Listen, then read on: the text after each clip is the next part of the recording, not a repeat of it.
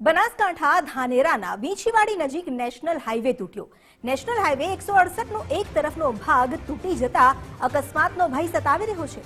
હાઈવેની નબળી કામગીરી અને હલકી ગુણવત્તાની પોલ ખુલી ગઈ। આ હાઈવેથી જ પસાર થાય છે રણુજા જતા પદયાત્રિકો।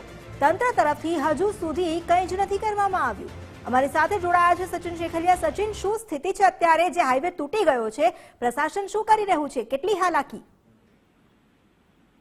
અમે તો ચોક્કસ વાત કરવામાં તો બનાસકાંઠાના ધાનેરાના વીંછીવાડી નજીક વગર વરસાદે નેશનલ હાઈવેનો માર્ગ છે તે તૂટી ગયો છે।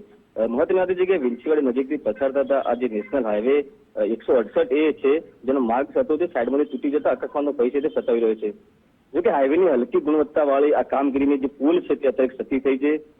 મહત્વની વાત છે અમિતા કે તાજેતરમાં હાલમાં રણુજામાં જતા જે પદયાત્રીઓ છે તે આ માર્ગ ઉપરથી પસાર થતા હોય છે। એટલે કે માર્ગ તૂટ્યા બાદ પણ તંત્રએ હજુ સુધી આ માર્ગ ઉપર કોઈ પણ પ્રકારના બેરિકેડિંગ નથી કર્યું। એટલે કે રાત્રિ દરમિયાન જો અહીંથી યાત્રિકો પસાર થાય અને જે આ ખાડામાં પડી જાય તો મોટી જાનહાનિ પણ થઈ શકે છે।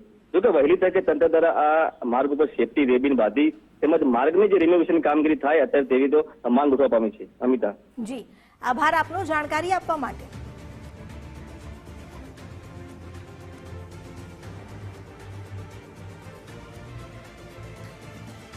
તો તાત્કાલિક હવે માર્ગનું સમારકામ થાય તો લોકોની હાલાકી હટી શકે છે। ધાનેરા નજીક જ્યાં નેશનલ હાઈવે તૂટી ગયો છે, સવાલ એ થઈ રહ્યો છે કે નેશનલ હાઈવેમાં કામગીરી કેવી કરવામાં આવી કે આ સ્થિતિ સર્જાઈ શકે।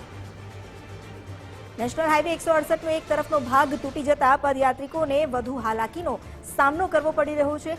વાહન ચાલકો તો પરેશાન છે જ, મોટી વાત એ છે કે પ્રશાસન તરફથી કંઈ જ નથી કરાયું।